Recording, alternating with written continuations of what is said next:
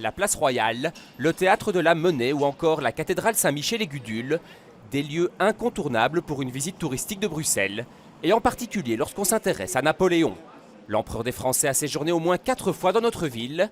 Ce samedi, le Cercle d'Histoire de Bruxelles organisait une visite guidée sur ses traces, à quelques semaines du 200e anniversaire de la bataille de Waterloo. Napoléon à Bruxelles, c'est assez peu connu, et surtout toute l'attention va être attirée vers Waterloo. Alors on a voulu mettre quand même un petit accent sur Bruxelles, puisque Bruxelles et Napoléon ont quand même, disons, des points communs. Le premier consul Napoléon est venu à Bruxelles en 1803 avec Joséphine, sa première épouse. Il y revient en 1810 en tant qu'empereur avec sa seconde épouse Marie-Louise. Le couple impérial se rend à l'Opéra. Dans le public, un homme prend la parole pour faire l'éloge de l'empereur des Français. Cette intervention provoqua une explosion d'enthousiasme et l'évanouissement de l'impératrice, qui n'était pas bien. L'histoire retient que Napoléon appréciait beaucoup Bruxelles.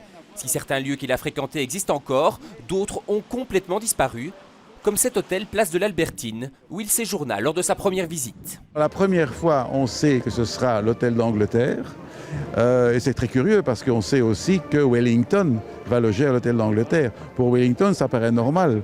Mais pour Napoléon, on pense qu'il avait vraiment envie de prendre l'Angleterre. Alors, beaucoup d'anecdotes, ça c'est intéressant. Disons que c'est les petites histoires de la grande histoire. On sait que Napoléon a eu une influence essentielle sur l'histoire de Belgique, mais on connaît assez mal, effectivement, les lieux exacts où il est passé. Et on connaît moins, en dehors de l'épisode célèbre de Waterloo en 1815, on connaît beaucoup moins ses autres passages par la Belgique. Ça oui, et ça ici, on a pu le découvrir, oui. Le 18 juin prochain, le monde aura les yeux braqués sur Waterloo.